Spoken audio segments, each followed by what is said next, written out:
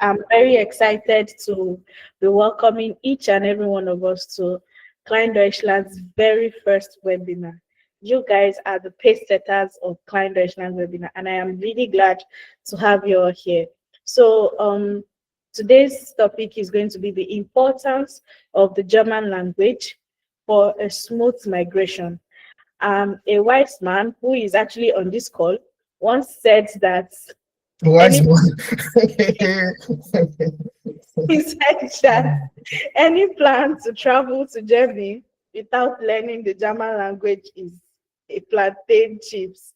So for your plan not to be plantain chips, we want you to actually understand why it is very important to be able to learn how to speak German and to be able to communicate in German before you even plan to go to Germany, so that your plan doesn't be like plantain chips. You understand? Okay, so a quick one, a little before we invite our first speaker. Um, I would like to have a quick introduction on Klein Deutschland, who we are and what we do. Klein Deutschland is not a German school. It's not just a German school. It's a German support system. What I mean by German support system is that we do not just teach you German. We actually teach you German and then try to make you understand the culture of the Germans, so that by the time you get into Germany, you don't have as much culture shocks as a regular person has. You are able to, blend in very seamlessly. You are able to understand how things work over there. Welcome everybody who is just joining. Welcome everyone. I am very glad that you guys are in this meeting. So without further ado, I'm going to invite our first speaker in the person of Mr. Ajedola Bomi Okulaja, a financial consultant, migration advisor, and co-founder of germanlanding.de UK. So, Mr. Ajedola Bomi, could you Yeah, please? thank you very much, Susan. Yeah, my name is Ajud Arabumi, also Dollar or AJ. So I've been in Germany for 15 years now, and I think I have a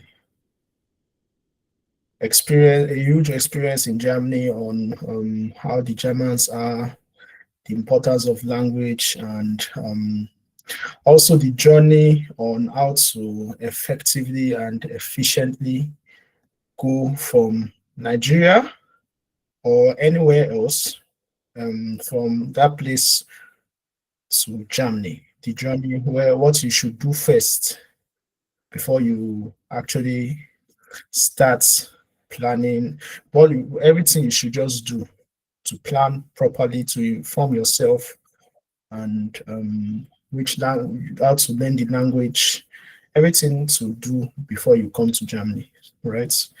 And also, even if you are in Germany, what you can also do, opportunities, your long-term plan, and everything, insurances, finance. I deal with all these things. So I was invited by Susan. I also have a similar company, German Landing. So we also teach people, and we also help with relocation services, right? So after learning the German, where like how to apply for maybe a vocational training, or if you want to study, or if you want to come 1 year to Germany to do something is called FSJ or Bundesfreiwilligendienst. I'm not sure if how knowledgeable you people are with all these terms, but I think we'll still break everything down in more maybe webinars to come. And yeah, so that's just a You are brief my introduction. mentor, sir. We are learning from you in Klein Deutschland. We are And looking up to you, sir. thank you for the invitation. We are looking up to you, sir. You are our boss. Welcome, sir. you're whining. Why? No, I don't do that. We don't do that in Clyde-Deutschland. I think some people had questions. Someone raised their hand. I'm not sure. You are muted, Susan. I think Mr. Ikechukwu raised his hand. I probably has a question. Let's just continue. Okay, let's just continue.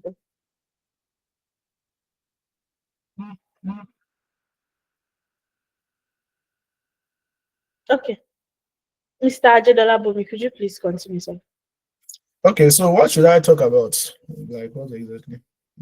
So you say I should introduce myself, and I just did. Oh no, you actually have the floor now. Actually, your session has started. We actually want to learn from you how you were able to do it. Maybe a little personal experiences, how you were able to relocate successfully, how you were able to learn German successfully, how your stay is in Germany, how you now realize that if you did not learn the German language, then your plan would have actually been plantain chips. Okay, so the interesting thing is that I did not actually learn German the way you people do, because I came when I was 9 with my family together. That was 2010. So basically, when we came from Nigeria to Germany, I was put inside a school, like a normal regular school. I had a special teacher teaching me the German. And what I found very interesting is that they taught me all other subjects normally, but they gave me one specific teacher solely for German, not for mathematics, not for science, nothing like that, but simply for the German. And that really shows the key focus and the priority they gave to that language. And I can confirm that without the German language in Germany, you are basically very limited. All your degrees, all your everything is very limited, because communication in your workspace, like if you cannot communicate, you can be a MBA holder, but if you cannot simply speak the language and communicate with your coworker, you basically don't add value to anything. And communication is everything. So that's one aspect in that. So that's one thing to note. I did not learn language the way you do, but just over a period of, it's not that I really learned it as a child. I was 9. You just pick the language, right? So I was put in a football team, right? In a football team. So I think that one I can recommend for people who are already in Germany, that they should join teams. They call it Verein. Germans like to join. They are the people who join all these teams the most in the world. So if you have an interest, you like to play chess or you play football, you play badminton, you can really join a team in your village, in your town, in the city in Germany, to integrate with people. You also have opportunities. You meet people there. This you might even be surprised that you meet a millionaire there playing football and badminton with you. And from there, opportunities can spring up. It may be your next boss or your mentor in any field you want to go in. So I do recommend that. And about the German people, what I can say is that Germans, they take their language very seriously. So if they give you a sign of something called respect, like if you come to a German speaking English, though they might understand you, but they will not, like, there's a saying Mandela said that when you speak to someone in a foreign language, you speak to his mind, but when you speak in his own language, you speak to his soul. It's the same way for the Germans. So it opens doors. It breaks it like a black person, especially for Africans. They don't expect it. They expect us to speak English or French. And I see many students from Cameroon, from Nigeria, they just rush to Germany. They get the opportunity. And japa, they don't waste time. Just rush to the country, to Germany. and they now speak English or French, but you can't communicate, right? And that's the what most Germans are used to. But if they now see, oh, you are a black person, I get it a lot.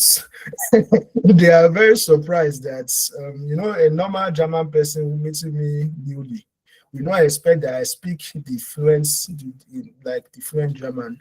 They are now very surprised. Oh, du sprichst gut Deutsch, or you do not have any accents, because, and that alone breaks barriers, right? So all these things are just reasons to put a strong importance in learning the language. And yeah, what I can also say is that in terms of the reason people travel is because of better economic opportunities. Most people I deal with in who want to travel, maybe in Nigeria, they have a degree, a good degree, but they can't find a job in Nigeria, or the economy is not too good. They just want to upgrade, right? And mostly we go to UK, Canada, US, and other English-speaking countries. But a strong advantage, I believe, Germany has. If you look at UK currently, they are basically working out policies to deport people, to make it tough. 10 years before you can have permanent stay. And even if you speak the language or you do your degree in these countries, you might also not be too secured to get a job, right? So what I can say with Germany is that Germany is the third strongest economy in the world and the strongest in Europe. Most people, especially Nigerians, are not aware of this, because we mostly look at UK, Canada, and English-speaking countries. But we are not aware that Germany is the strongest economy in Europe and the third strongest in the world. And they have an aging population. That's another advantage. They have an aging population. That means people are going to pension that have been working in the workforce. So they need young people with skills, right? With degrees, with young workforce to pay, also sustain their system. So if you come to Germany, I recommend the vocational training, right? I do recommend it strongly. Germans are very unique in these regards in the world, because once they are training you and you are already getting paid, it's not that, normally in Nigeria, you want to learn a skill, maybe fashion design, you pay your teacher and you learn the skill. After that, you still need to get your own machine. We don't even have such a refined system of vocational training in Nigeria, right? But here in Germany, they have a structured approach to training people. People from 16 up to 27 is the norm. But I've seen people at 40 doing vocational training. So there's no age limits, but it's just the norm, 16 to 27. But don't be discouraged. Even 30, 40, I've seen people doing Ausbildung successfully. So what you do is that you apply to the company. Now, what they first ask you is, do you speak German, right? And your experience in the field. So if you do not have experience, that might not be too bad, but you need the German, right? And without the German, you don't have any chance to do the vocational training. And we are talking here of B1, B2 German. So that's intermediates. You can communicate, you understand if they communicate to you. You don't need to be perfect, but you understand. So they now train you 1 to 3 years, depending on the Ausbildung you want to do. Nursing is in demand. IT sector is currently struggling, but IT will always be in demand, though the world economy is not so. But engineering, construction, Germany is very open. They need people. And if you speak the language, you open opportunities for yourself in this country. The pay in a vocational training starts around 900 euros to 1,400 from day one. You get this payment monthly. That's a unique advantage over other countries all over the world. I don't want to talk too much. Maybe you have something to say, or people have questions. I don't know. Okay, thank you so much. Thank you so much, Mr. Ajedolabumi. Okay, yes, I personally though, personally, I have maybe one or two questions. So you said for house building, which is vocational training, you said nursing is in demand, IT is in demand, engineering, construction, and all those things are in demand. But how about maybe teaching or other skills or other companies or other fields that are not maybe nursing or okay, what if I don't want to be a nurse? What if I don't want to be a caregiver? What if I don't want to go into tech? What if I don't want to go into IT? Is there any other thing that I can do apart from all these ones? Yes, sure. So supermarkets are there. So if you trade, if you want to, they will teach you how to order goods, how to sell. So you can work in a supermarket. You can specialize within a supermarket, maybe selling of meat, cutting the meat. You can be a cook, right? There are also pharmacies. They are one of our recent people we helped to come to Germany is doing is not a health sector per se, not a nurse, but helping a dentist. So every field in Germany, even teaching in Germany, you need to study to become a teacher, right? So that one is not a clear vocational, but there's something they call a TIA. That is a um, kindergarten. What was kindergarten like for small children? That one is a vocational training. You are muted. You're muted. You're muted. Susan, you're muted. I said kindergarten, sir. It's Yeah, kindergarten. yeah, kindergarten. I have a So that German word, one is English word for that. is the pre. If you want to do a vocational training, you can go through. The closest to being a teacher is through vocational training is becoming an etia, so taking care of children in a kindergarten. But to become a teacher, right, in a school, you actually need to study. You need to even study bachelor's and masters and become because you'll be working with the government, you'll become a beamter. So there are some jobs, there are some professions that are working not as in private sectors but with the governments, like police officers, teachers, and yeah. So those ones, you even need to be a German to actually do some of them, like police and being a soldier. So you need to be a German, and there are requirements for teaching too. So that one does not. There are some fields that do not fit vocational training, and other fields are architecture or becoming a doctor. You need to study, right? You need to study. But generally, it's not only healthcare, it's not only IT, it's not only construction. There are supermarkets, there are can't currently think of more, but the field is bright. Any kind of job you can imagine is also in Germany, and they can teach people to do it. So that's how I can answer that question. All right. Thank you very much, sir, for that question.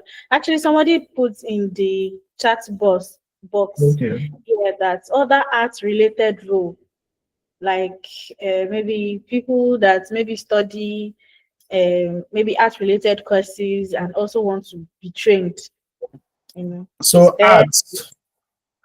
arts. In terms of fashion design or in terms of digital arts or which form of arts are we talking? Okay, I think Kayode will be the best in that because he was the one that asked the question. Temi Kayode, please could you shed more light on your question?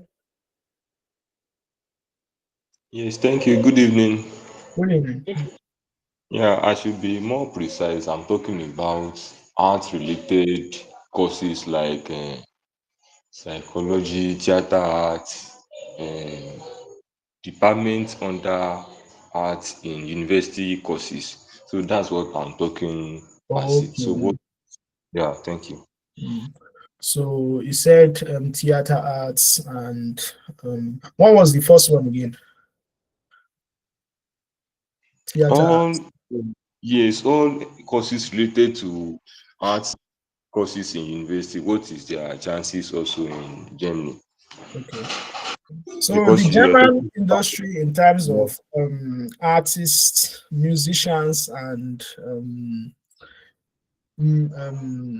let's say film industry is not as profound as we have in Nigeria with the Nollywood. That one I can say.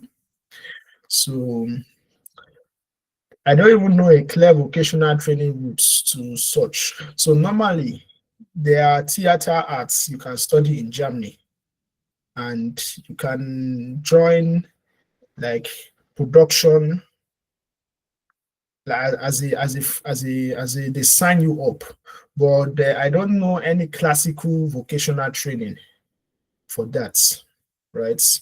Though I might make my research on that specific area because I would not know everything. I've not had someone personally who wants to go there. I've had someone who likes to draw things, and there is UX design, for example, for that, you know. So user experience, there's a vocational training for that in the IT sector, but for theater arts, acting, though I know a friend, Peter, who also owns the company German Landing. He started a company, Thought Films. I acted there once, but it was more of a company, like something we do on our own, right? It was not a classical vocational training. And the German film industry is not that strong. That one I can say. But with more people coming in, then we can start things. That's what I also encourage people. When we come, it's not that we only come to work, right? We study, we can take up some normal jobs, normal vocational trainings, right, that exist. But once living here, we also live here. We also somehow change the culture, and we can introduce a new economic sector within Germany, like acting. You know, we like to act. All these skits we make. We sing a lot. You look at UK, Asake, Burna Boy. They came from Nigeria singing, and they are doing well in UK, right? But it's not. Is a art is a free something, right? You can always do it by yourself.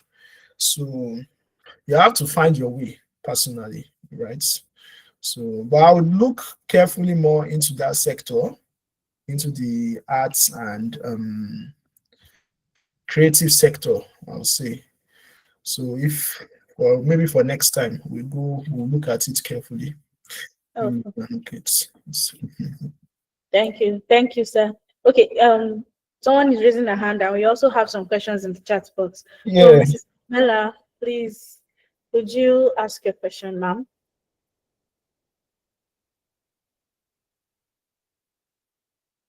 Ma'am, you're mute, ma, if you're talking. Okay.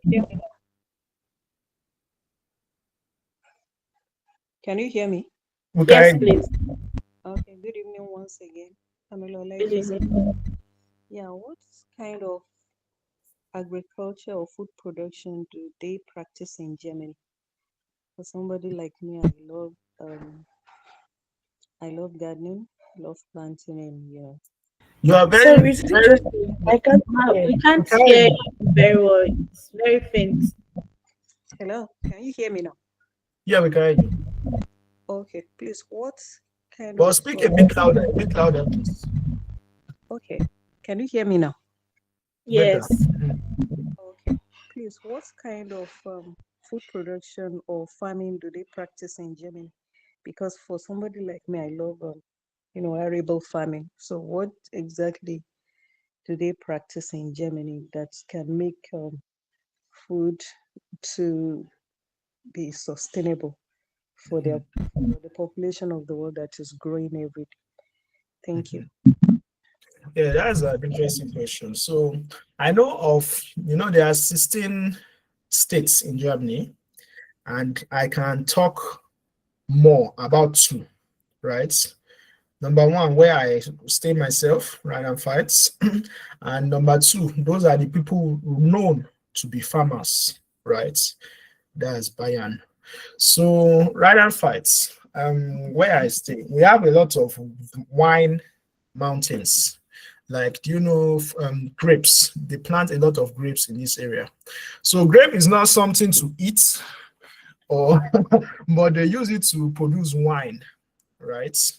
So in this part of Germany, because the Germans themselves, though they are all Germans, they are a bit different, right? And based on where they are, they practice a different form of agriculture. In this place I am, they like to drink a lot.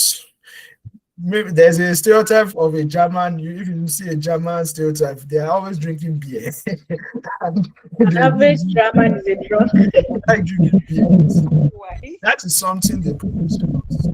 And wine, especially in my area, wine. So the way they produce wine is through grapes. So if you look at the mountains, just the landscape, you just see a ocean of wine mountains.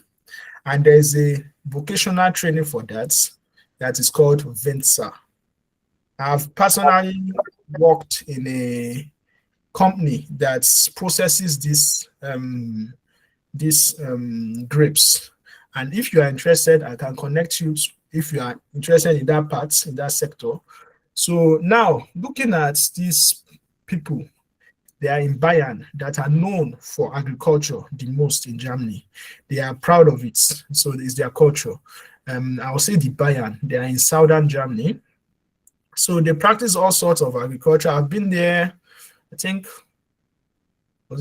I've been there twice. I think I've been there twice. Once, definitely. So they are also very different. Those ones, they like beer too.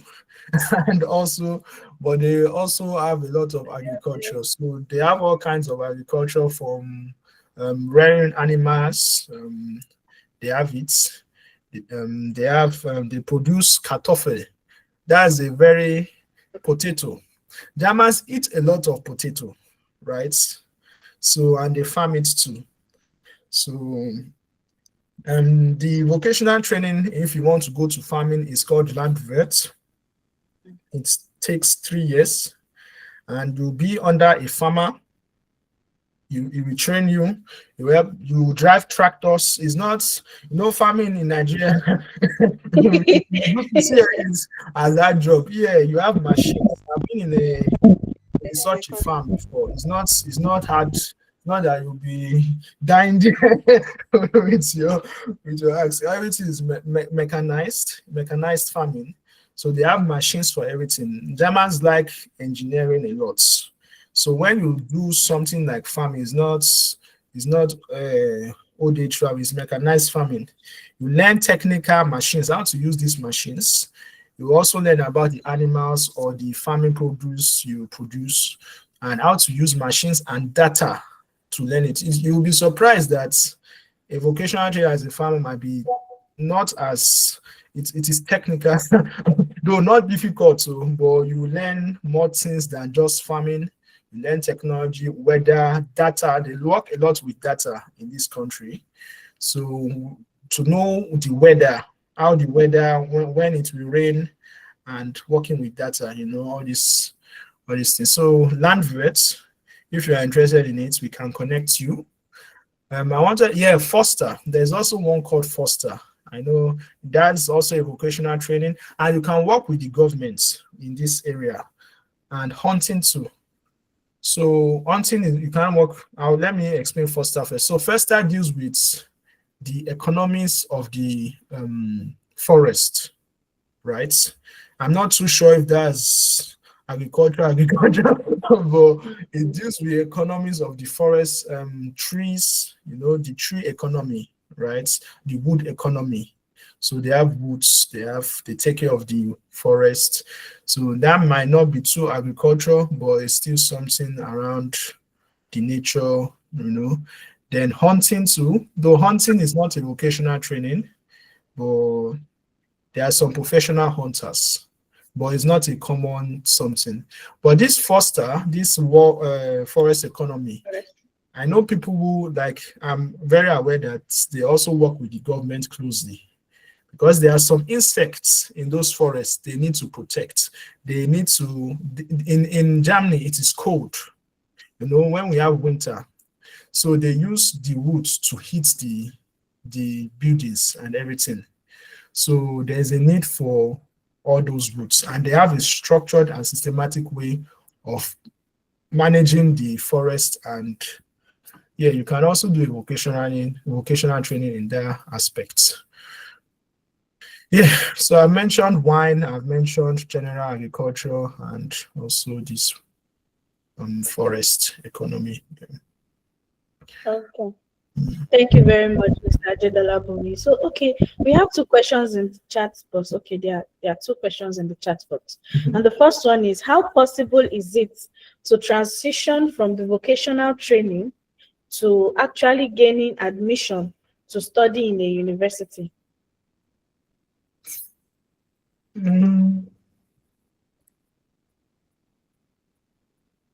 So the person wants to use vocational training to enter and then transition to studying in a university. How possible is it? Or if the person enters through vocational training, is it not possible to study again? So if you use the vocational training visa to come, you cannot just switch to studies, right? So that one is not encouraged. There might be a way, I don't know myself, I'll need to do my research, but it is not the norm. It is not, if you want to do vocational training, come with vocational training, do it and study. I've seen people that have studied before, right? They have a skill. I know one electrician, he studied electricity and being an electrician in where was he from again? He was not a Nigerian, but he used the vocational training to come and was working in a supermarket, doing the vocational training in the supermarket. But he now started applying in fields that he studied, electricity, and he found a job. And after just 6 months, he stopped the vocational training and he transitioned to the company. The company now, it was in the electricity company, now gave him a new contract, which was legitimate, and he just managed to switch from Ausbildung to a normal work, right? But if you want to study, you are not, it's not a company issuing you anything like that, right? You need to work with the university and you need a different visa. A student visa is not a vocational training visa, so you need to transition. I will need to look at it carefully, but I don't know people who have done it, but it is very easy to come as a student. I think that one is very possible. And now change to vocational training, right? That one, I've seen it happening, or they finish the students, the study, and then change to vocational training. Or you can also just finish I think that one will be the best. When you start the vocational training, it's 3 years. Just finish it, right? And you can still study. You can still study after you finish your vocational training. So that's what I can say. But if the person has more questions. Okay, thank you. There's another question in the chat box about tech role. Is it only coding or engineering roles that are in demand? What of non-coding roles like product management, product design, project management, or business analysis? They are also in demand. Though the sector is currently disrupted by AI and everything, but they are also in demand. The tech sectors in Germany are in Berlin, in Frankfurt, a lot of banking. So it's not just coding. IT is bigger than coding generally.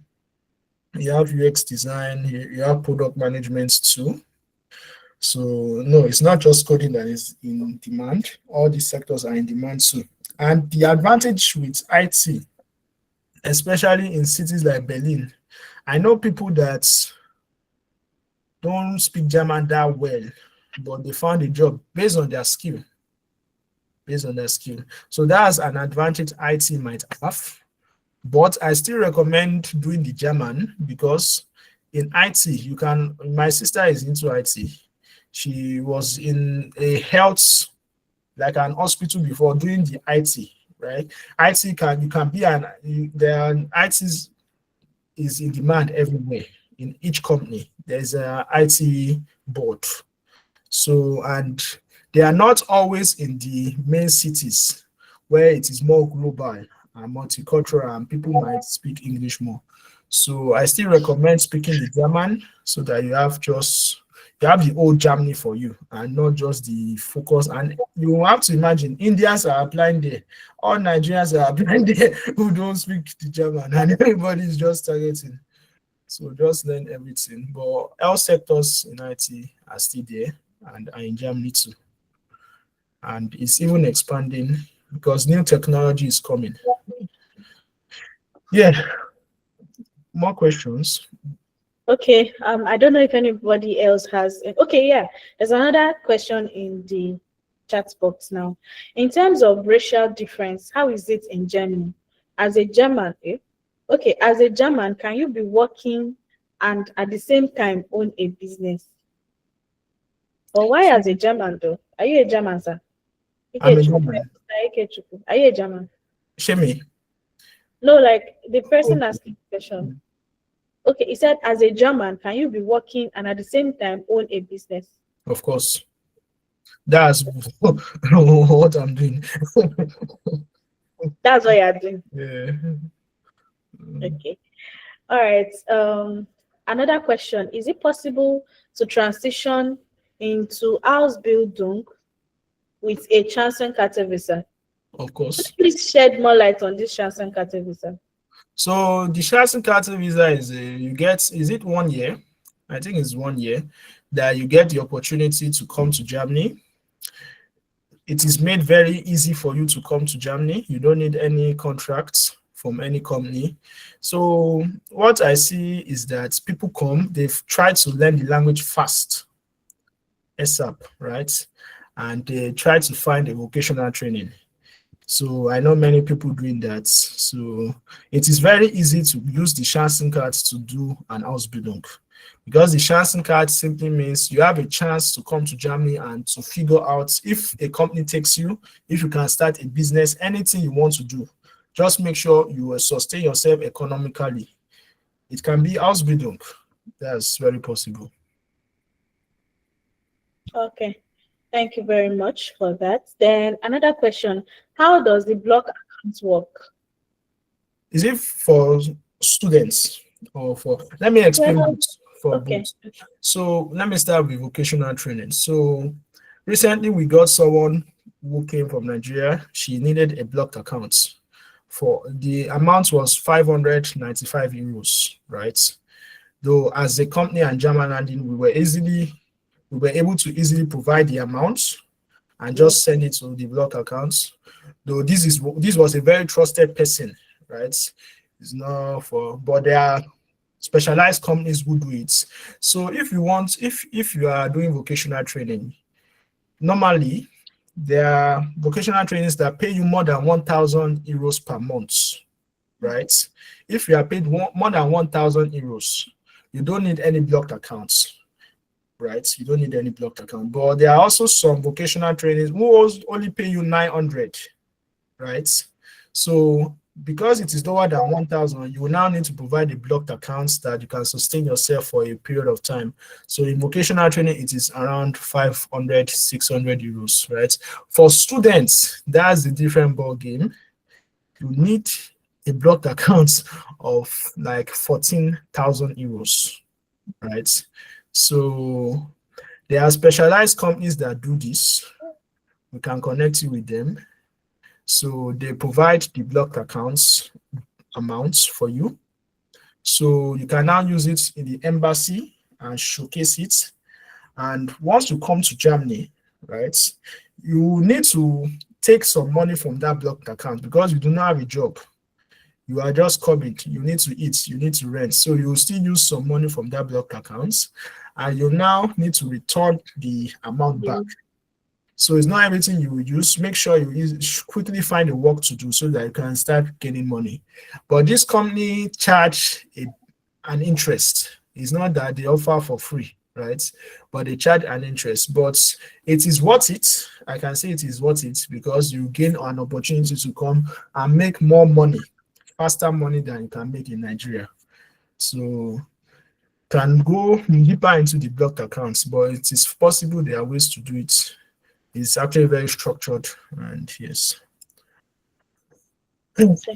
Next question. Okay. Mm. Thank you very much. I think we have two people raising their hands. We have Mrs. Pamela again, and we have Ifeoluwa Akinwumi. So you could maybe unmute your mic and ask your questions. Who should we start All right. with? Ifeoluwa. All right. Thank you, Susan. Thank you, Mr. Adelapo, for the insightful section. So I just want to Hey, ask. my name is This is not a joke with name. You don't joke with their name. Adedola Bobi. Okay, Ajay Dolapo. Adedola Bobi, not Dolapo. Bobi. But it's Oh, okay. okay. All right. So I just want to ask around the block accounts because this block account thing, what I do here. So number one, I know it's different from the proof of fund. So usually the 14 euro for people like us that of course you can't afford the 40,000 euro and they're going to like use a company to process the whole block account thing. And I heard that if I have the block accounts when I get to the country, right? When I get to Germany, that that's the money that I use to like cater for myself. But in this case, whereby I need to return the money back to the company immediately. So instead that I will not be allowed to return the money because of course this isn't my money. I have to get the block account so that I could process my visa stuff, and of course when I get there, I'm expected to return the money. So but according to what I heard that the block account, the money in the account is used to cater for yourself for a whole year. So I don't know how do I like go about that. I don't know if you get my question.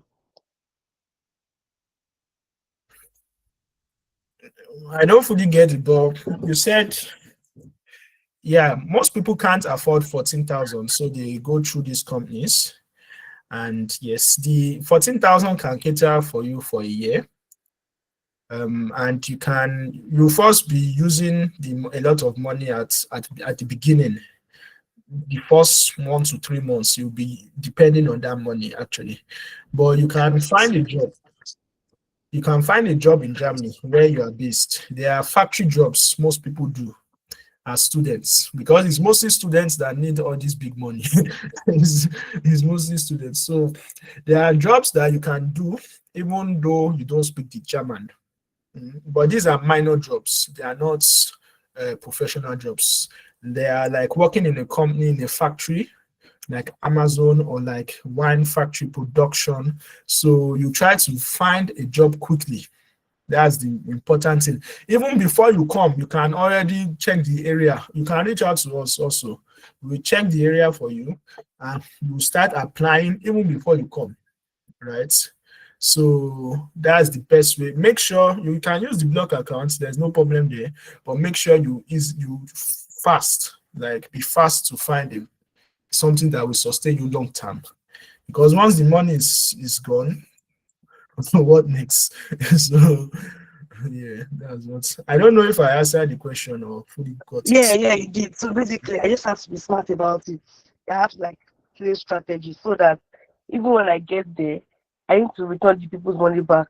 And of course, I need to also like I need money to like cater for my living. So of course, I need to. Thank you so much. You answered my question.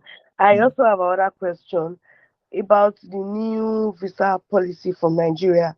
So sorry that my questions are like much, but I need to ask. No problem. So I heard that there is a new policy for visa from Nigeria.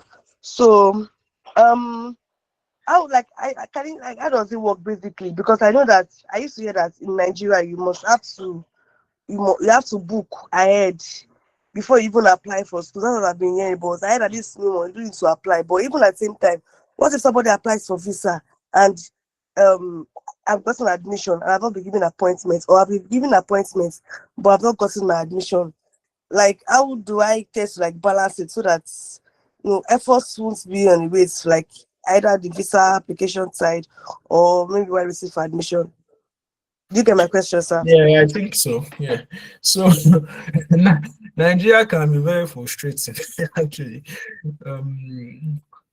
Yeah, the thing is that it takes time to get an appointment with the embassy. Recently, we got someone, she had to take like 1 year, almost more than 1 year, to get the appointments, right? So, what I can say is that if you are preparing strategically, book 1 year before you plan to land, right? And if that still does not work, right? You have gotten your admission, you need it in 6 months, you have not, it has extended. Normally, you reach out to the university, you document everything that you have sent, document things so that you can prove it. Document that you have written the embassy. It is not your fault. And once you get your admission, you can prove that it is not your fault that you are delaying. The university, in most cases, they recognize it. Even your employer for vocational training, they recognize it. This lady came, she's supposed to come like around August, like early, like 20th of August, but she came on the 15th of September. But because she was able to prove to the employer, okay, it's not me, it's situation, so they can tolerate that, right? So just prove, plan ahead, hope for the best, expect the worst, prove everything you are doing, and that's just pray to God. There's nothing more to do about that. So yeah, I hope I have answered you. Okay. Okay, I think you've answered her question. She gave a thumbs up just now. Okay, so I don't know. Pamela, I see Pamela. Yes, yes. Ma, do you have another question, ma?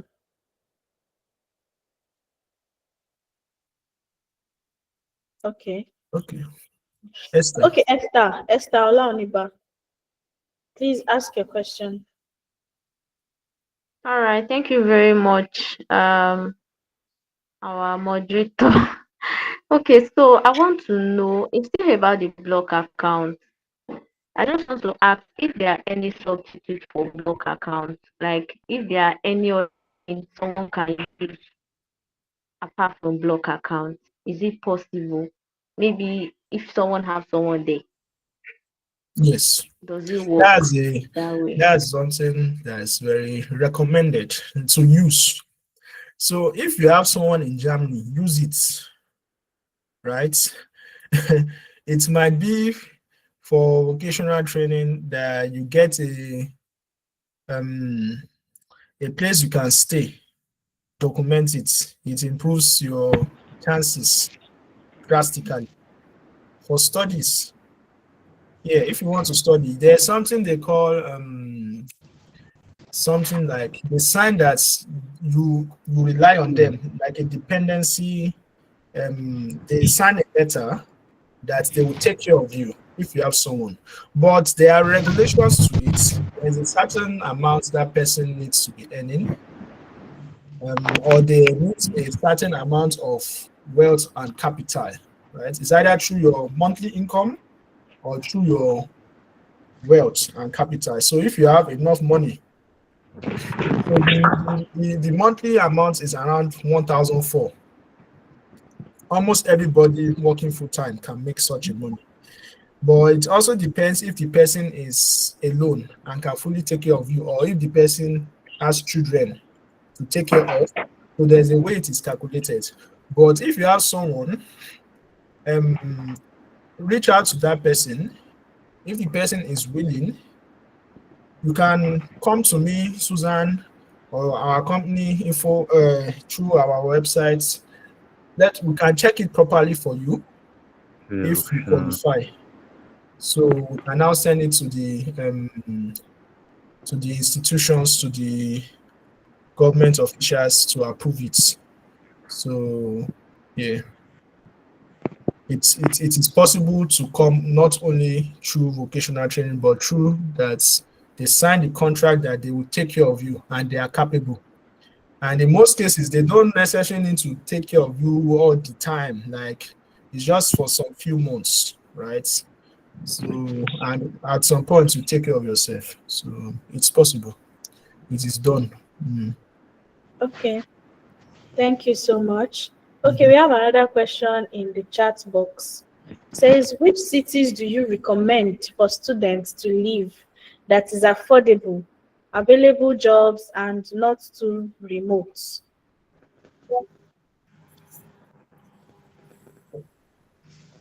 That's affordable. Yeah. There are many affordable places in Germany. That's an advantage Germany has. You do not pay 10,000 like UK. You pay 300 euros, 400 euros, 600. So cities are affordable. Only the cities that are expensive are like Berlin, Frankfurt, München, right? So you can actually say everything is affordable except some few cities. So in affordability, you don't have a problem. To find jobs, now there are supermarkets everywhere. Germany has good infrastructure, right? There are companies everywhere.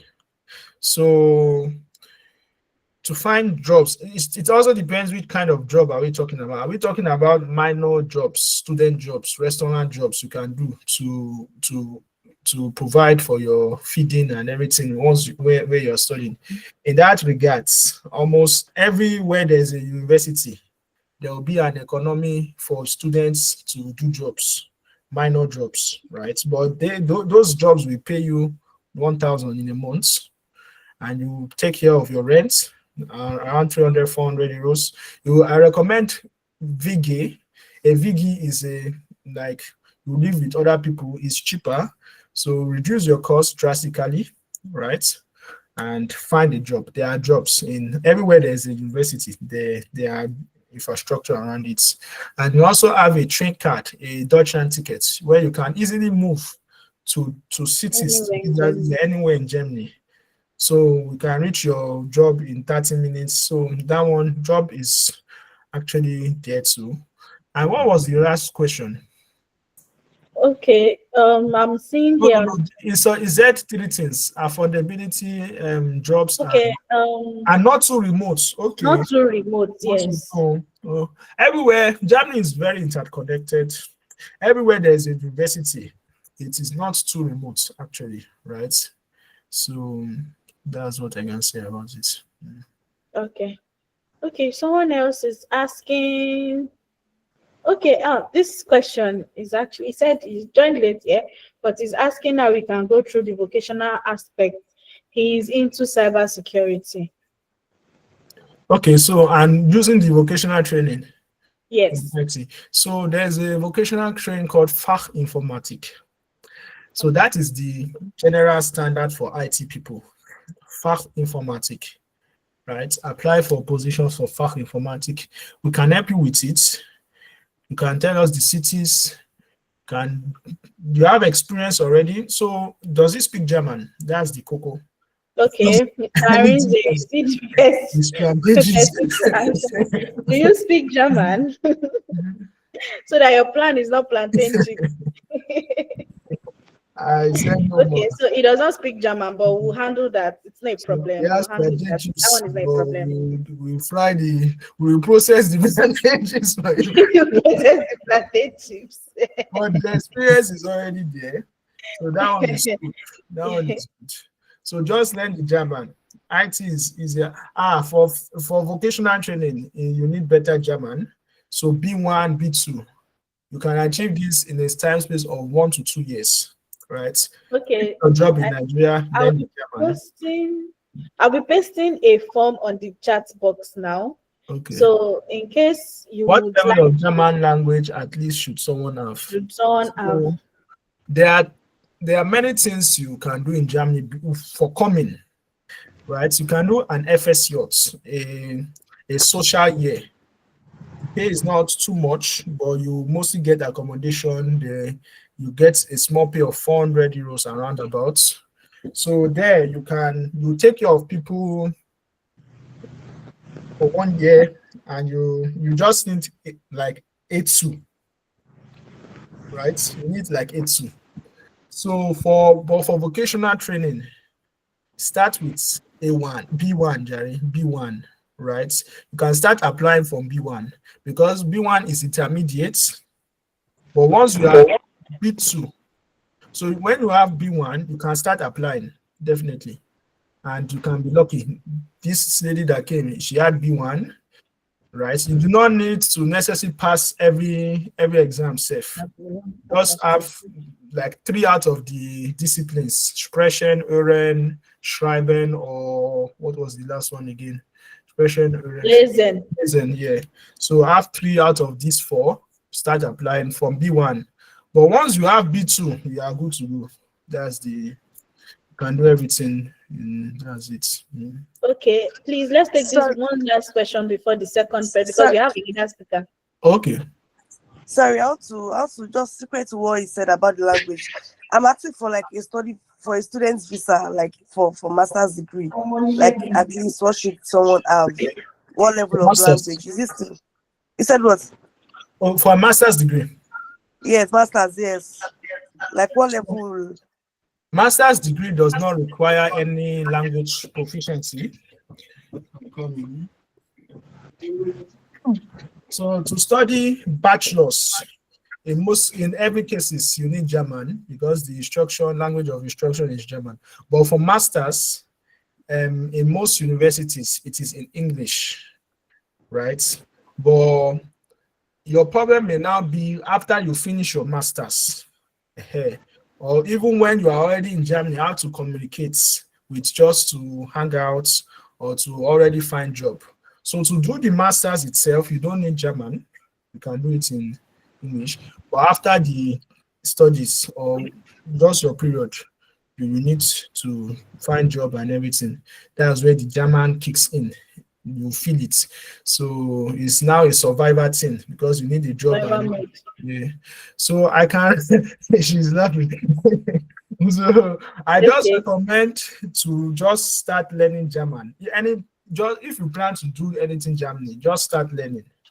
But for masters, you can do English. So or just start learning. Once you have B1, you have to do very good. Okay, so sorry, I put a link on the chat box now so that you can click and register if you want to learn German with us. Because we have already established that any plan to go to Germany without learning German is plantain chips. So we have 2 questions in the chat. Please register with us.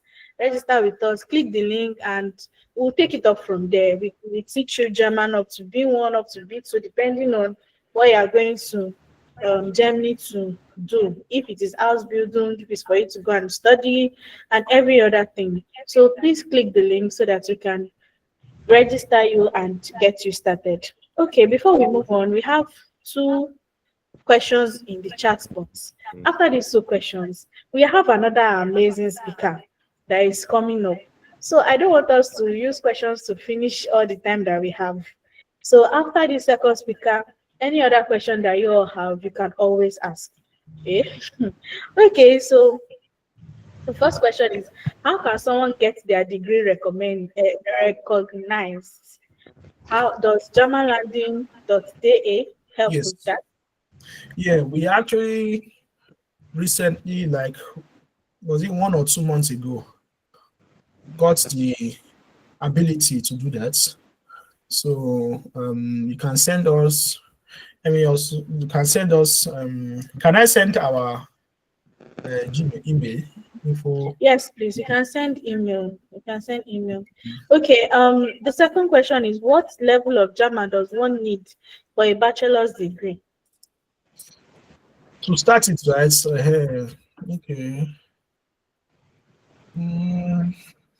Let me think carefully. I'm not sure if there's a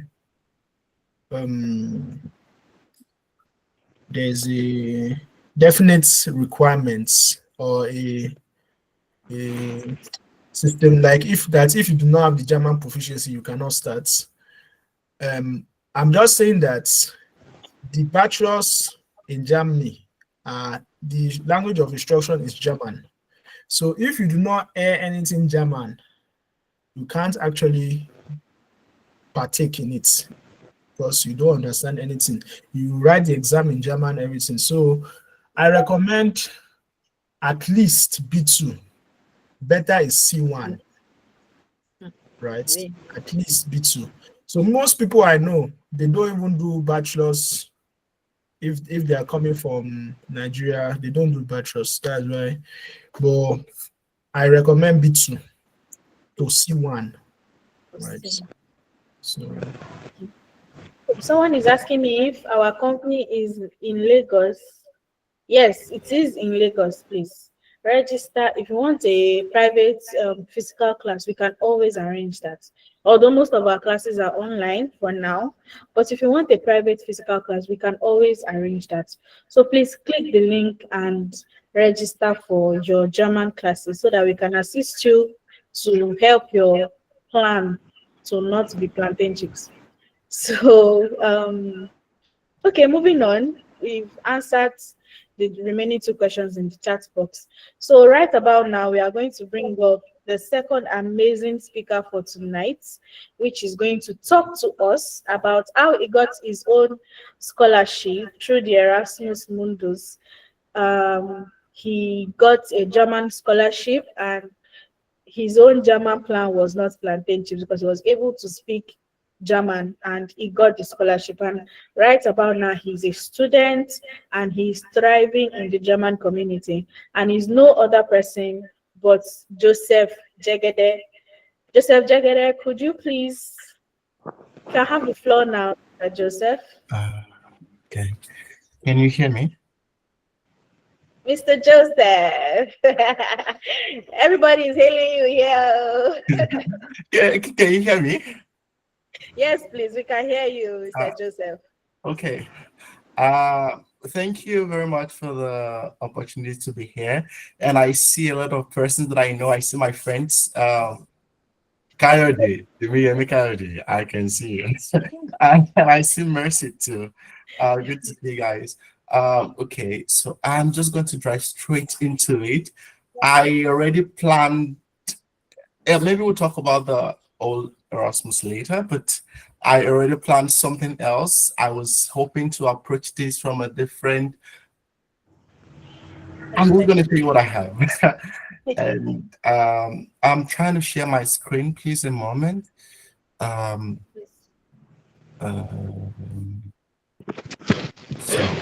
Okay, so I think that I can share it here. Oh, where is my screen? Okay, I don't know where it went to. Okay, yeah, so can you see my screen? Yes, please. Yes, yes. But I can't even see my screen. We can see your screen. Absolutely. I'm sorry. Stop presenting. Okay, so my name is Joseph Jegede and I am from Nigeria. And yes, like Susanna said, I speak a little German, and I am not currently in Germany, but I have been in Germany for a little while, and right now I'm going to be telling you some of the experience, a little testimony from my end. Just that I can't find, having a tough time finding my PowerPoint. So, no, but we saw your screen the other time and yes, you unshared it. Okay, I think I see it now. Okay. Which is good. So, exit. And then here. Here. And then, okay. We can see your screen. We can see your screen. Yep. So, the importance of German language for smooth migration, that's the topic. And I think I should have you know. Okay, so that is the topic. Now, I have a little question. I mean, you can put on your mic or you can write in the chat. Does anyone know like some of the easiest languages to learn? Like some of the easiest languages for English speakers now? Because I like to say English speakers because in Nigeria we also consider ourselves as English speakers because English is almost like a mother tongue for us. So anything that is difficult for English speakers is difficult for us. Anything that is easy for English speakers is easy for us. Does anyone have an idea the languages that are easiest to learn for English speakers? Okay, I can see French, I can see Spanish. Okay. Okay, so let's see what we have. Okay, English. Yeah, well, we are English speakers, so we don't really need to learn English. So let's see. Now, this is the fun fact. I post this question to ChatGPT, to Gemini, and also to Copilot. Of course, the answers they didn't follow the same form, but they were quite similar.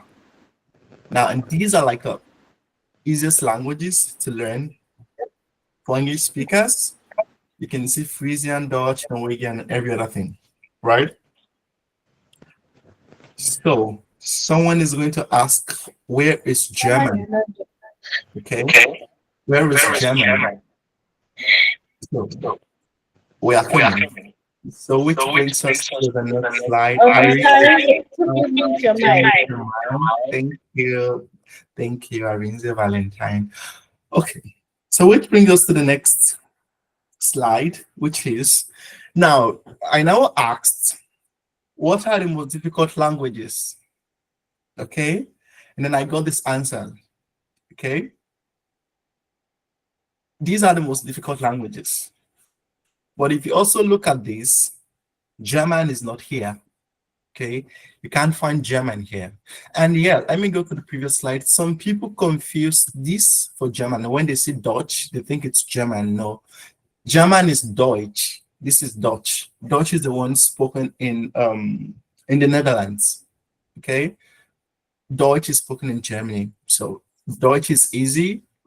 Dutch is easy. Deutsch is not easy.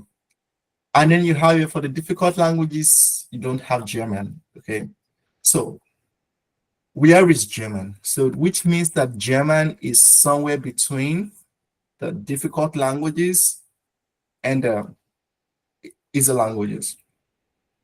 One thing I actually noticed about the difficult languages are the fact that most of these languages, they don't use the Latin characters. They are languages that use the symbols, like the Chinese, Mandarin, you can see the Korean.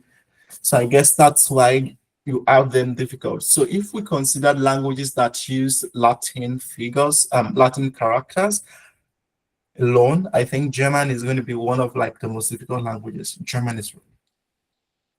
So what I'm saying is German is not an easy language to learn. And I am not trying to discourage you.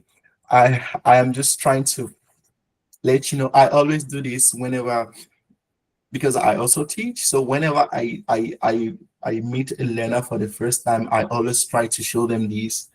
Can you see German in the list of languages that are easy? So if you can't find it under languages that are easy, then you shouldn't be hard on yourself.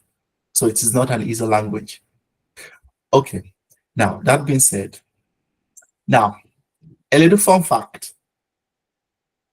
German is not easy, but did you know that German and English belong to the same language family? Who knows that, or who knew that before today? That German and English language, they are related. Okay. Well, I knew that before today. Yemi Kayode knows it. I knew that before today. Okay, German already knows it, and okay, Susie knows it. Okay, good. For those who do not know, even though German is extremely difficult, and even though German is not an easy language for English speakers, it belongs to the same language family as English. They are like brothers and sisters. Okay, they belong to the same language family. So that is why you see a lot of, you can easily Germanize English words, Normally. but you can't English English you can't English size German words, but you can Germanize English words. I don't know how to explain, but I know what I'm saying in my head. It makes sense. So, and that is why if you get to Germany, I think that Germany is like one of the very few European countries where you see people speak English, like where you find people speak good English, because Germans can easily learn English. So, in comparison to other European countries, many of them don't speak English, but Germans speak good English because it's very easy for them. And they always try to flaunt their English. Okay, now, why German? Why should you learn German? Okay, so German is spoken by over 100 million native speakers. Okay, it is the most spoken native language in Europe, in the whole of Europe. It is the most spoken native language in Europe. And then recently, I was talking to someone. They were talking about the fact that the EU is trying to consider what official language to adopt, because the European Union does not have one specific language. So all the 24, is it 24 now? All the over 20 European countries all have their different languages. And all these countries want their languages to be recognized. And they don't know which of the languages, but then they have to adopt one official language. And then there is still the debate. So if it's a question of population, it would have to be German. Then if it's a question of relevance, maybe French. But then German has the highest number of native speakers, okay? And it's also spoken in Germany, Austria, Switzerland, Liechtenstein, Luxembourg, and a few other places.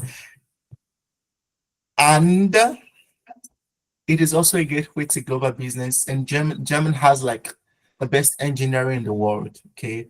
They have like the best engineering in the world and one of the best education in the world. Okay, so German is it's not an easy language, but it's a language that gives you a lot of opportunities, because there are also a lot of fundings available when just because you can speak German. Now, why Germany? Okay, I think I overlapped it. Why Germany? Germany is Europe's largest economy.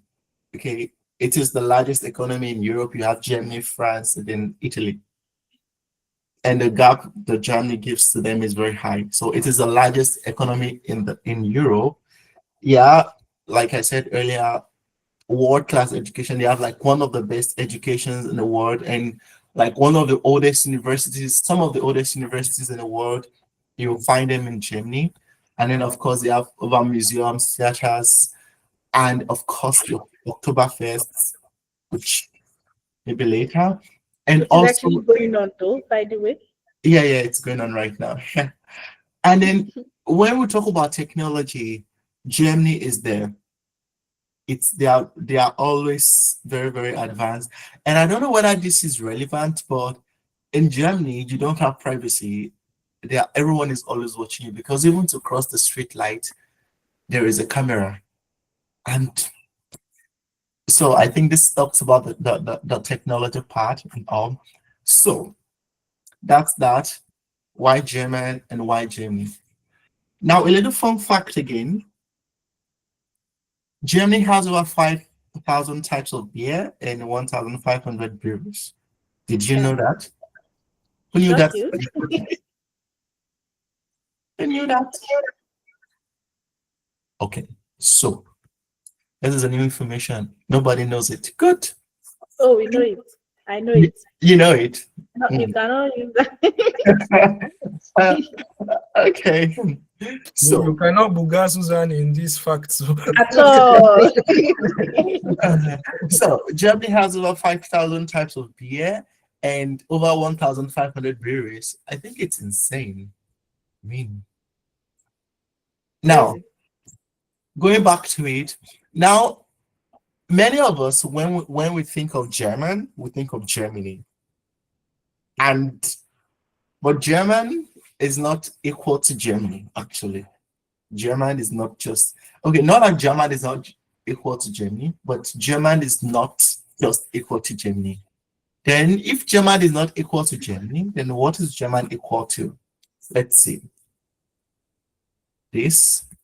German is equal to Germany, Austria, Switzerland. Now, the first three countries are like, well, as far as the learning of German language is concerned and the culture and everything, the first three countries are the most relevant. Now, there are now other countries like Luxembourg, Belgium, France, Liechtenstein, and so on, where German is even relevant. Now, do you know that there is a part of France where they speak German? There is a part of France where they speak German. And there is also a part of France where you have the German and then you have the French. So, as far as Germany and France, they have this kind of very close relationship. So, the knowledge of German does not grant you gateway only into Germany. It's grants you entry also into all these places, because a lot of people, when they learn German, their focus is on German, which is very good. But you should also try to consider this. Let me use Lagos as an example. It's like when in Lagos, there is a particular time when everybody is going to work, and there's a particular time when everybody is coming back from work. So there's always traffic. But what happens when, for example, you are going out around that 12 p.m. or 1 p.m., there's really not going to be traffic because everyone is already at work.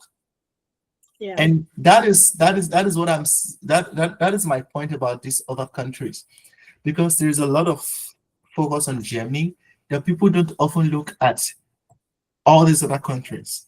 Austria, Switzerland. Switzerland right now is very hot for people who are looking Krankenpflege. What do you call Krankenpflege?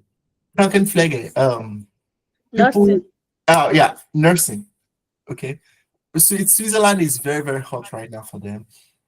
Austria also, although I don't know much about Austria, but there's a lot of demand for Krankenpflege in No, they need Krankenpflege everywhere. Yeah, there's Krankenpflege everywhere, yes. But in Switzerland, people don't look at Switzerland. People are always looking at Germany. Yeah. But in Switzerland is not as, and I feel like Switzerland is like the most peaceful place on earth. Wow. It's so, my point is, don't put all your eggs in one basket. Yes. You have options, because this German is equal to all of these places. So as you are looking at Germany, also look at all those places, Austria, Switzerland, Luxembourg, and Belgium. Look at all these places also. You never know what might show up. Now, that being said, now, another fun fact. Did you know that this word, which you are probably trying to avoid pronouncing in your head, it means unemployment insurance, okay? It is pronounced Arbeitslosigkeitsversicherung, okay? But it means unemployment insurance.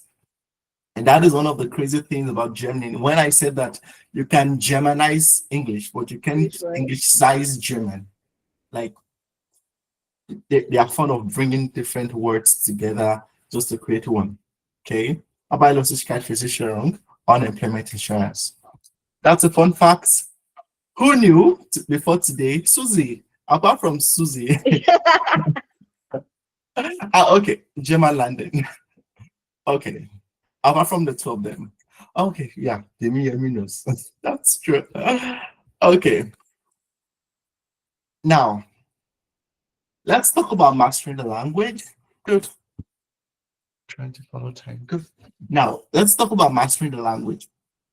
Because as much as they want to go to Germany, or every other places, the key, the first step is actually the language. Okay. Even though no matter the path you're going through, you need the language. And now, how do you master the language? So I put some hints here. Of course, when I created the slide, I created with the assumption that everyone was learning German. So so that is why I'm having this point here. And the point I have is set clear and achievable goals. Okay. Now, I have seen a lot of people, a lot of language learners are always in a hurry as far as to learn the language. And like someone, they tell you, oh, I want to do A1, I want to do A1 exam next month. And you ask them, have you ever learned German? And they say no. Then you want to do A1 next month. How is that possible? Set goals and make sure your goals are achievable. Okay. A1, for example, A1 in 2 months, not 2 weeks.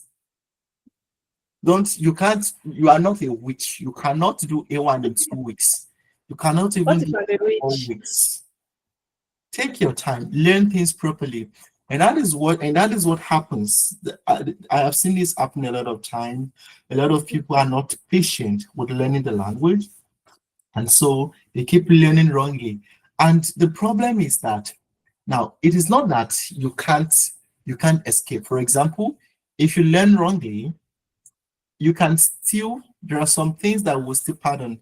Now, for example, there are some things that will still overlook. Now, I used to work at the Goethe Institute before I started my master's. And when people come to write exams, you begin to wonder, did this person never learn German at all? How can you speak German like this? Well, the problem is a lot of them did not learn the proper way. So set a goal. You need a B1. You can achieve B1 in 1 year. You can also achieve B1 in 6 months. Don't get me wrong. It is possible to achieve B1 in 6 months. It is very, very possible. But it is going to be possible if, number one, you don't have a lot on your plate, and then you are willing to put in the hard work. Well, for example, you're going to work, you're a 9-to-5er and everything, you don't even have a lot of time. It is almost going to be very impossible to have B1 in 1 year. In 6 months. But it is very possible in 1 year. So that is what I'm saying. Set clear goals. 2 months for A1, 2 months for A2, 3 months for B1. That's like the standard. So don't say you want to do A1 in 2 weeks. You want to do In 2 it days. in 3 weeks, and then in like 2 months you want to get to B1. How? And you don't live in Germany. Even if you live in Germany, that's not possible. So when you set goals, don't just set goals, walk towards the goals you have set. Okay, I want to do A1 in 2 months. Now, it's not about wanting to do. It is not about wishing. It is about doing. So you have to work. You have to do that thing that you want. Okay, and okay. So now, many of us don't live in a German-speaking country. We are in Nigeria, and then we don't have access to German. The only thing we have access to is ourselves in the mirror. And then, as learners, we are always shy to speak. Speak the nonsense. That is why I wrote it there. Speak the nonsense. Now, because if you don't speak the nonsense, you won't get better. So, speak the nonsense that you think you know. And then there are some apps that can help you practice, like Tandem and HelloTalk. I included it there. If you might look them up after the class, you can download them. You can find a partner. HelloTalk is they ban Nigerians. I don't know why. Oh, they ban Nigerian on HelloTalk. Oh my! I don't know why. Yeah. I think Tandem is still available. Oh, so bad. But then, if Tandem is available, then use it, or you use VPN and access HelloTalk. If you want something, go for it. Okay. That's But what I'm saying is you might not even need to use all these apps. For example, you know someone you are both learning, you guys find a time to communicate, to speak the nonsense together. The more nonsense you speak, the better you get. And then yeah, learn what is relevant. Okay. And what I mean by learning what is relevant is, for example, you are in A1, and then you are learning, you are trying to, you want to learn how to, you want to, let me think of a word now. You are learning a word like, let me see, research. That is not a word that is relevant for you at that particular level. Words that are relevant when you want to learn, you start from your surrounding, you start from your environment. Are you able to identify the objects around you? That is the first step to learning. Start from your environment. Okay, this I know how to say this, I know how to say this. Don't start from saying don't start from trying to say I would like to take you out, but I don't have an idea how to start. Could you tell me this and that? That's even in English, that's complicated. Learn what is relevant and don't be in a hurry, like I said. Okay, the time is fast spent. Enroll in a language course if you can, of course, which is always advisable. Surround yourself with German. The movies, watch German movies, the music. I don't like German music. I think it's boring. But then, if you are learning German, you have to find you can learn with the music. The If Jamas catch you, but what did you say? Just say it outside. Don't say it outside though. I don't like German music. It is I find it very boring. And you can read your books, okay? And now find what works for you. And I think that this point is very important because we are as learners, we are also different. We are not the same. Some people learn better by listening, okay? Some people learn better when they see what they are learning. Some people they learn better by reading. Some people learn better when they can see and they can hear. But so that is why you have to try different methods of learning. And then by that time, at the end of the day, you're able to decipher which of this learning is most suitable for me. And then you go for it. And then last but not the least, learn to identify the various kinds of bread. How it should be bread, not breads. Okay. Learn to identify various kind of bread because you will chop bread tire in Germany. And the sad part is that most of the bread don't even have taste. So Right. why are you subjecting me to this kind of torture? But that's it. And remember, don't be too hard on yourself. As I showed the first slide, it is not an easy language to learn. But at the same time, if you want something, go for it. But again, don't be too hard on yourself. Take it one step at a time. That is why you have to set achievable goals, okay? And now, that being said, here are some links I think that maybe you might want to consider. I curated this list.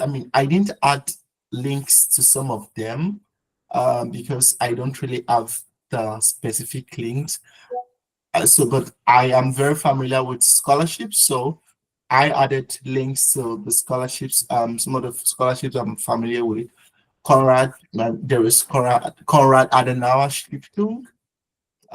It's if you are a student in Germany, if you're looking to study in Germany, you need the Stiftung is a very nice one, but to get them you need a very good background in voluntary work. Is very important for them.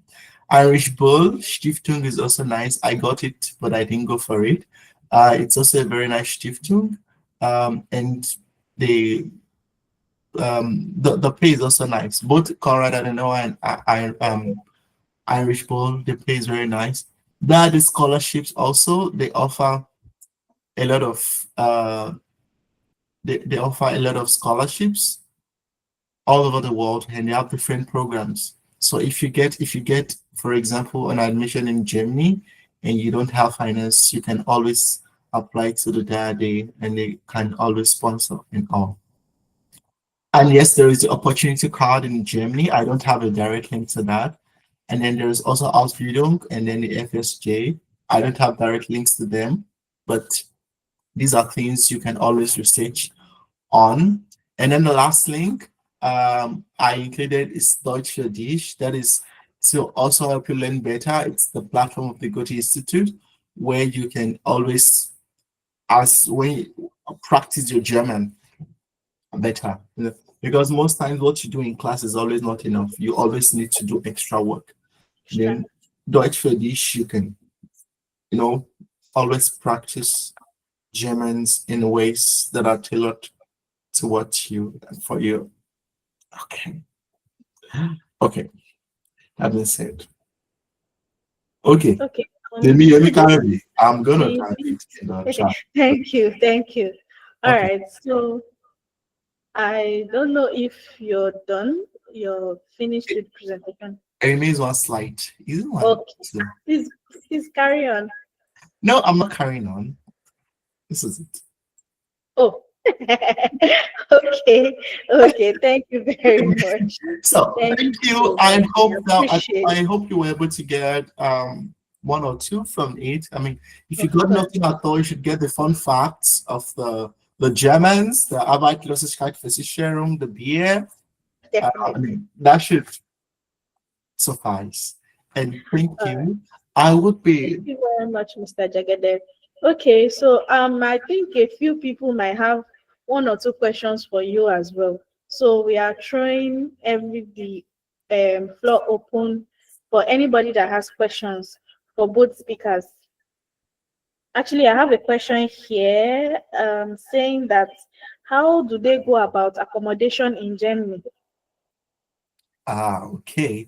So I'm gonna try and answer the question to my best of ability, but to the best of my ability. Now, it depends on what you're looking for. For example, as a student, some schools have hostels, okay, and the hostels are very cheap, so you can always stay in the school hostel.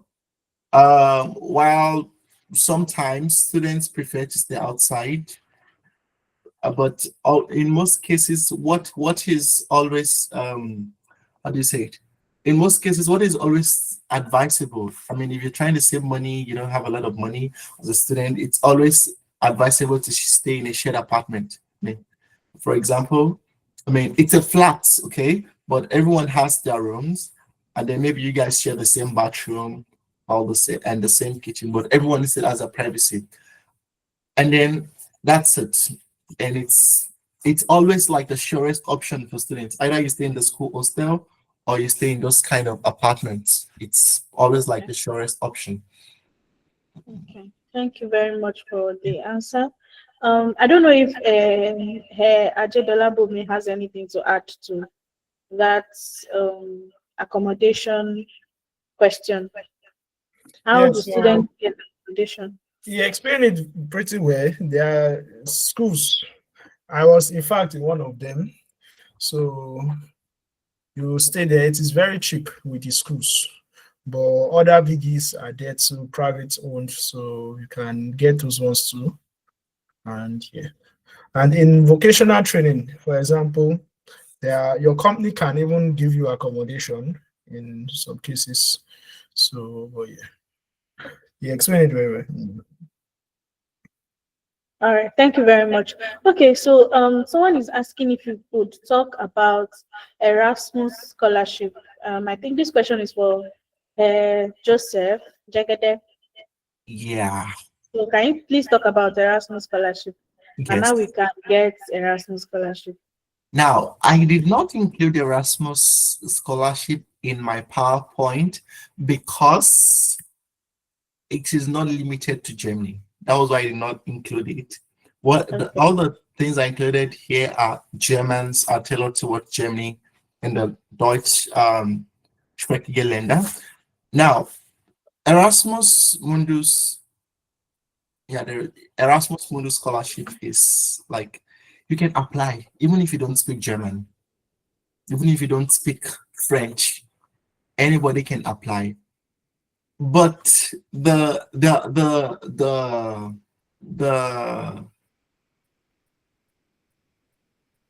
the point is it is very competitive. Okay, it is a scholarship that is open to everybody from all over the world, and then they only get to choose a limited number of people. And also per country, there is a number of people they can choose per country also. So, but then if, for example, you are trying to, one of the things that should set you apart, if you are planning to apply for an Erasmus Mundus scholarship, you should prepare to have, number one, a very, very good academic background, okay? A first class or a 2-1 at least. But also, I have seen people, I've seen someone who finished with a 2-2 and still got it. Okay, so this is where my second point comes in.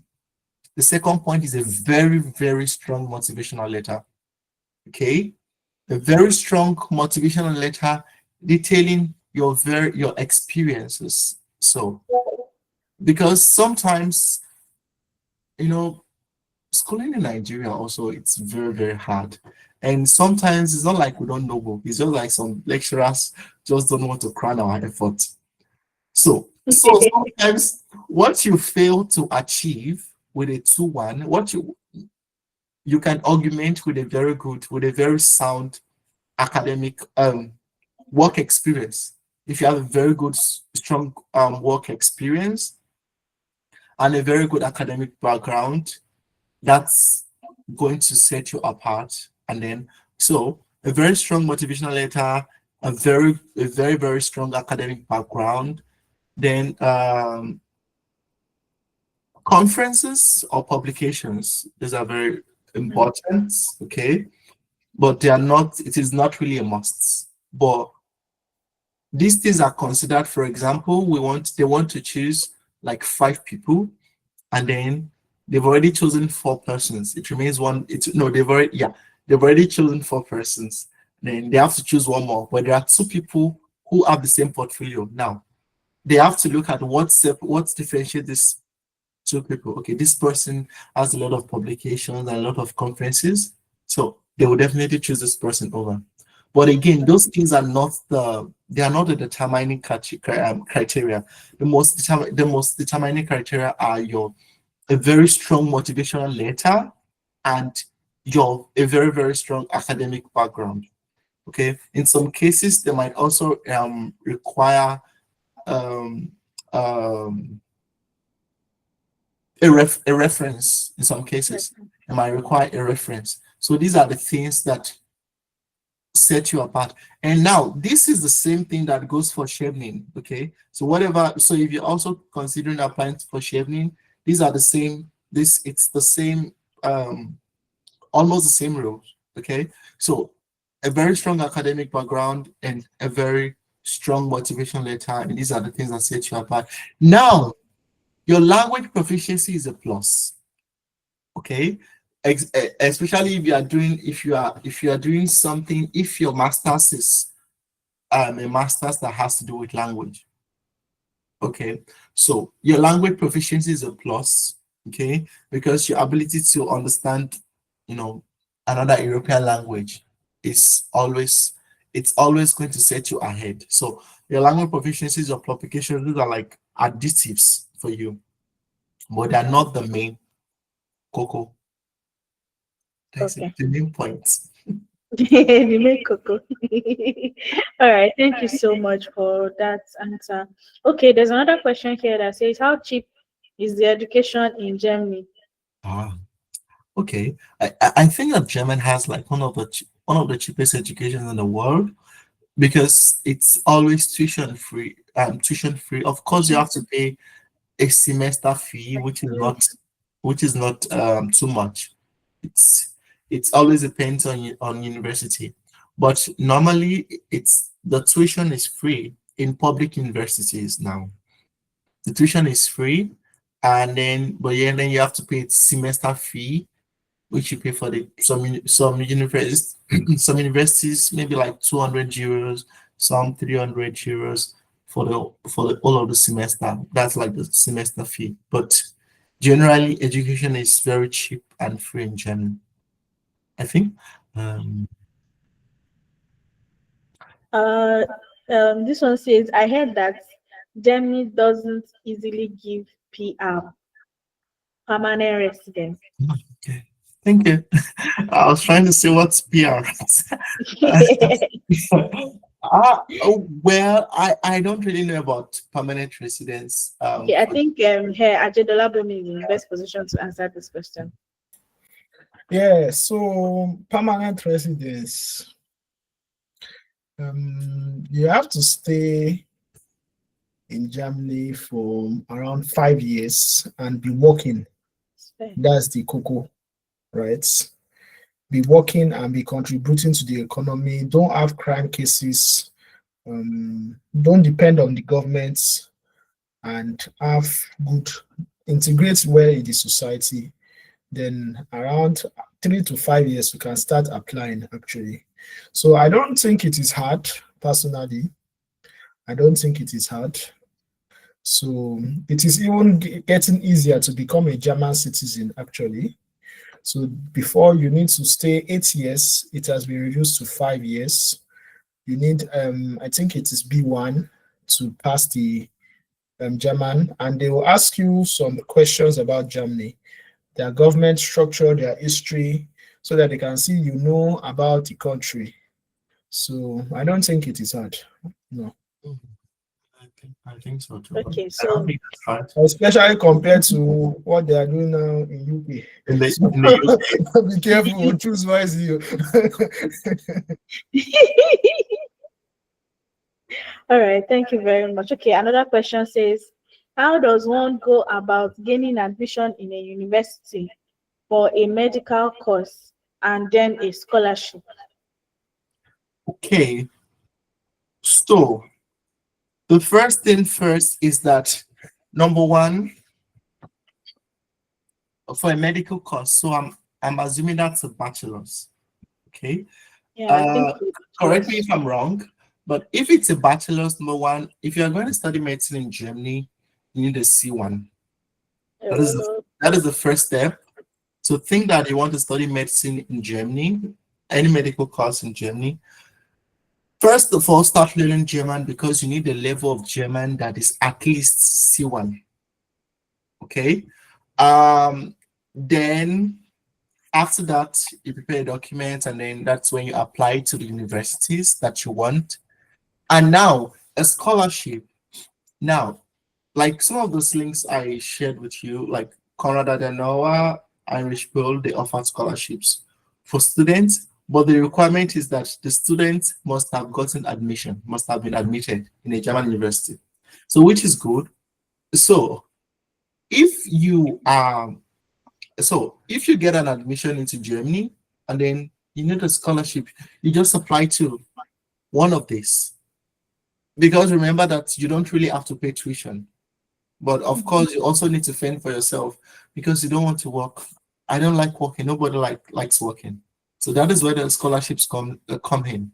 So once you get admission, remember you have to learn your German up to C1, and then you apply for your admission, and then when you get it, you apply for a scholarship. For any of the scholarships. Alternatively, if you are going for a master's program, it depends.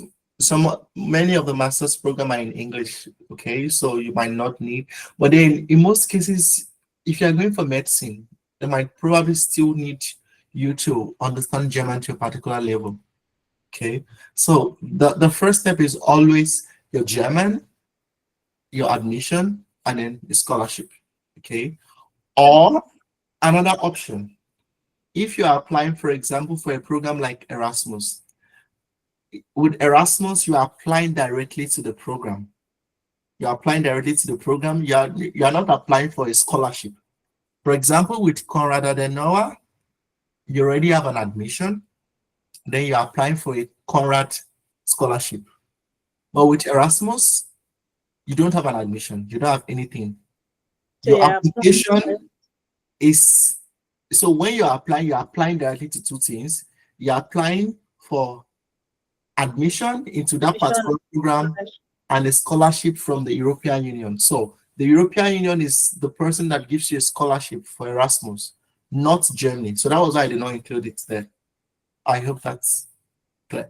Okay. Okay, another question says that is it advisable to be in Portugal for 2 years to get their PR and then migrate to Germany? Okay. I'm just gonna do what I can, then maybe I'm sorry, I forgot the second speaker's name. AJ. Okay. He's probably going to shed more light. But I mean, because I lived in Portugal for a while, of course, even though I didn't have a PR. But from what I've gathered, that it is always easier to get a residence if you have, lived in an European country before. So having lived in Portugal for 2 years and then moving to Germany, it's probably easier. But based on what AJ explained earlier, staying 5 years in a country to get a PR, I don't think Actually, it's not a bad idea. I think it's good Not enough. Because if you go to the Very UK fair. now with what Sharma and Kemi are doing and everything, it's getting worse. So, but I mean, that's all I can say. What do you think, AJ? I don't really understand why force Portugal personally. Is it advisable to be in Portugal for 2 years to get their PR and then migrate to Germany? I heard it is easier to do so. I don't understand. I think I can understand it because Germany. Mr. Valentine, please, would you mute your mic? Okay. Thank you. So you know that there's this EU, right? There's a Schengen. You can freely move from EU countries and move around. So once you have a permanent residence in an EU country, right, you can easily move to Germany or anywhere in the EU to work and do things. So if you have a permanent residence in Portugal, it basically also says you have a permanent residence in Germany, though it's not the same, but you can move freely and find work. Maybe that is what you miss. And that's true. But you don't have, it's not the same legal status. So, yeah. Yeah, just to shed into what he has said. Now, if you leave, yes, if you go to any European countries, you have a Schengen visa, which allows you to move around any of the countries. But number one, you don't have, if you are going to stay in any of the countries for more than 3 months, you need to apply for a visa. Sure. So which means that you can't even work in a country because you don't have, if for example, you are in Portugal, you have a residence permit for Portugal, you cannot work, you cannot go to, how do I say it? You cannot go to, let's say Spain, because Spain is close to Portugal. You cannot go to Spain to work. No, it's not possible because you don't have a working permit for Spain. So I think that maybe we are asking the wrong questions here. Okay, what is the first step? I don't think the first step is getting a residence permit. The first step should be migration. Proper migration should be the first step. And then, because even if you're planning to go to Portugal, for example, Portugal is like, yes, Portugal is a very cheap country. And like, when I say cheap, I'm trying to say like, it is not so expensive like every other European country. But the point is also they pay like one of the lowest wages in Europe because they are not so economically buoyant like Germany and France and all. So I think that we're asking the wrong question. The first question first should be how to properly migrate. Okay, and then when you are well migrated, you can now worry about residence permit. And the point is, so long as you are well behaved, you will get it. So that shouldn't be right now. Your priority should not be how to get a residence permit because You don't even know, you don't even have a visa yet. So your priority right now should be how to get a visa and migrating properly. Then once you are well migrated, you're well integrated, then you can now worry about, you don't even need to ask about residence permit again because you already see how it's done. Sure. Okay. So another question here is proof of fund needed to study in Germany? I think AJ already answered that earlier. Well, I think this Yeah, was a little bit late. So yeah. you need a proof of fund in terms of blocked accounts or in terms of someone supporting you and signing this contract, right? This letter that they can take care of you. So a proof of fund is necessary. I checked the Portugal thing again, and yeah, the Schengen only allows you 3 months and truly does not give you automatic work permit in Germany. That's true. So it does not fit in. I don't Okay, know. the person said he asked because someone said getting visa to Germany from Nigeria is hard. So that's why Portugal was suggested. Okay. Well, yeah, I've said it before that getting a visa to Germany can take quite a while. But then I believe that if you know what you are going to do in Germany, if you have it, you should not just want to japa because you want to just japa. You should japa with a plan. You should go with a plan, with something that okay, when I get to Germany, this is what I want to do. I'm going to Germany for house building. I'm going to Germany for studies. I am going to Germany to work. Do I have employment?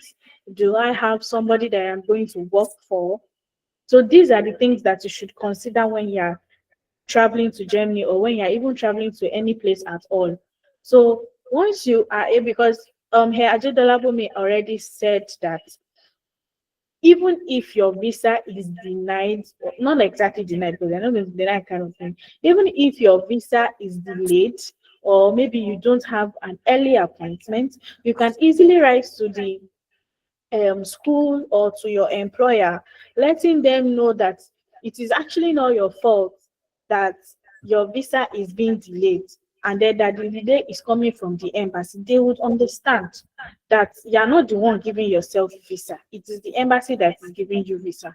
So they will understand the fact that it's not in your power to come without a visa.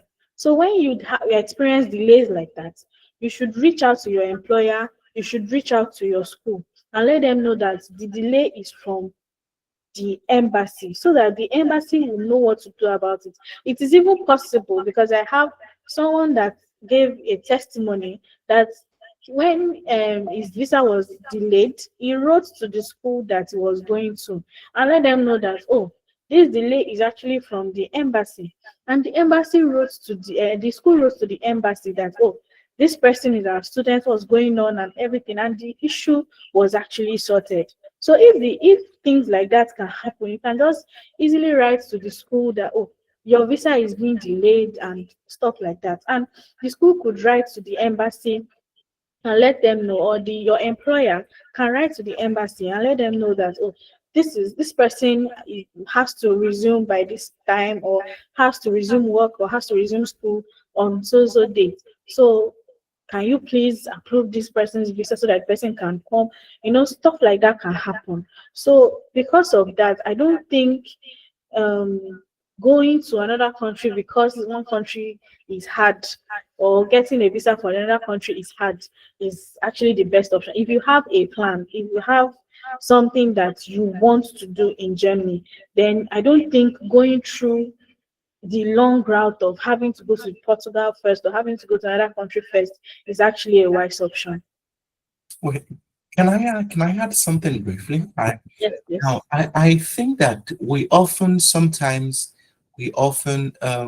misunderstand things. Now, Europeans don't do things without a reason. That is number one. When you want to do something, you don't just plan, you do. For example, you already know you are going to Germany. Now, before I hear there is a new visa policy now. But before the new one, you know that if you don't have a first class or you don't have a scholarship, you cannot get an appointment within 1 month. You have to wait for a very long time.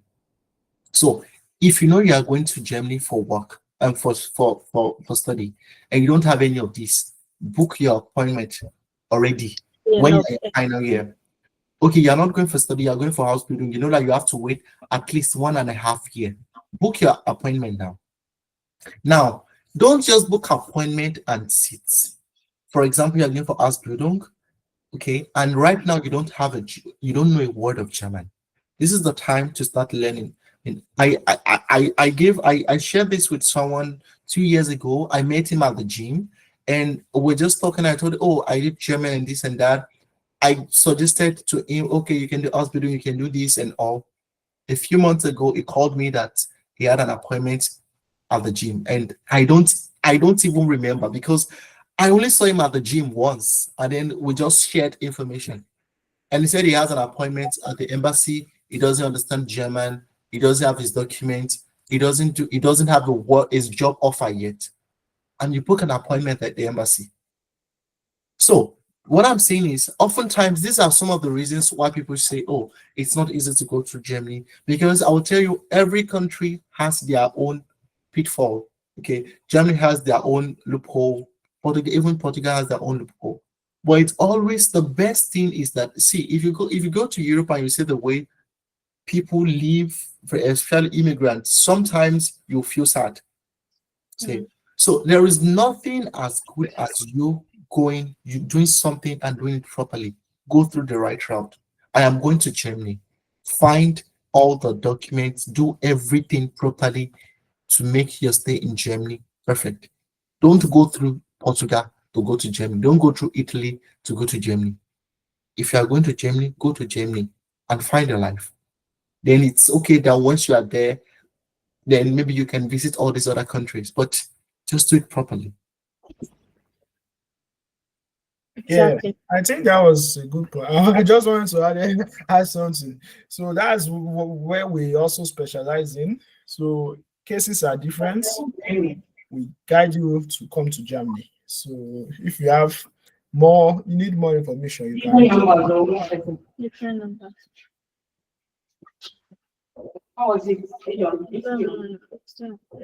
Okay, so thank you very much, Herr Jadalabini. Thank you very much, Herr Jagede. So I put up a link, like Herr Jagede has actually said, sorry, I'm saying Herr, because in German we say Herr, not Mr. So I put out the link again for you to enroll for your German classes. The link will also be sent to our various emails in case you want to start doing, like Jagede actually said, in case you want to start doing and not just start planning. You understand? So, like we said, it takes quite a while for visas to be approved. It takes quite a while for us to get even a date for visa appointment and all that. But then, before that date comes, what are you doing? Are you getting yourself equipped for you to be able to actually get that visa that you're looking for? Right? So get yourself equipped, learn the German, start from A1, start from somewhere. It will not be smooth in the beginning, but at the end of the day, you realize that it is going to be worth it. So learn that German. And as Klein Deutschland, we don't just teach you German just for teaching sake. We teach you German, like I said in the beginning of this meeting. We teach you German, and while having it in mind that you are going to travel to Germany and you're going to be blending in with the German societies and with the German communities, I mean. So once you are able to have that understanding that you're going to be blending in, and we are going to be equipping you to be able to blend in, then of course you will thrive in any German society that you find yourself. So click the link on the chat box and register for our German classes. Start from A1, start from the beginning, start learning the German, start, getting yourself equipped for that visa appointment, for that visa that you honestly are waiting for, so that you don't have to go through Cameroon, sorry, so that you don't have to go through Portugal to go to Cameroon, okay. Cameroon.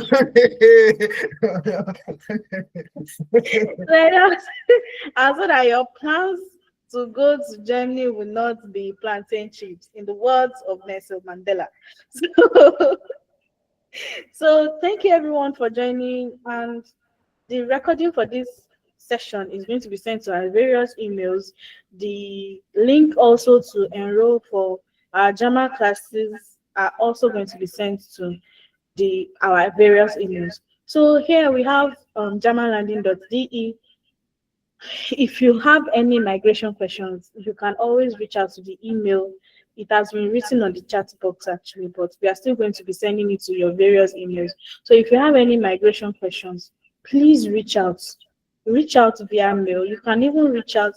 Maybe we'll drop his LinkedIn handle as well. So you could reach out via LinkedIn as well. You would also be giving you Klein Deutschland's LinkedIn, so that you can reach out to us. You can reach out to us via LinkedIn. You can reach out to us via WhatsApp. You can reach out to us via mails. You can even reach out to us via Facebook. We are always available, and we'll be ready to hold your hands through your German journey. Sir? WhatsApp. WhatsApp.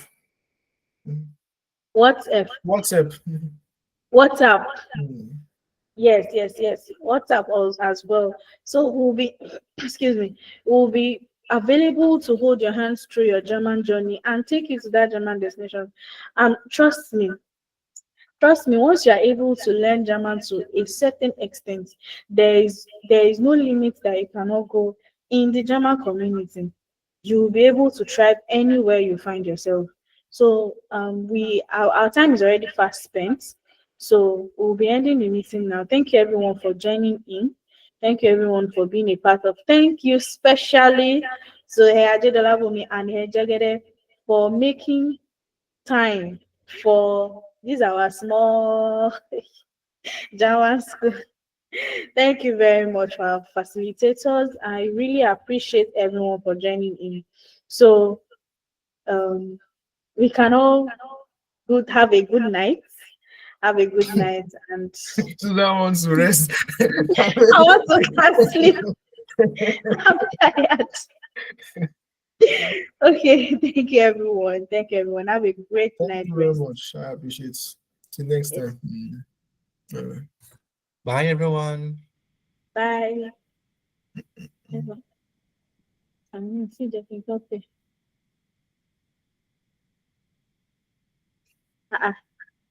Ajay Dolabumi, I confirm why you're still on this call. No. I'm waiting. Let me go. Bye-bye. You're waiting for what? I don't know. Maybe. Okay, good night, sir. Good night. I thought you would end it. I'm ending it. Okay. Yeah.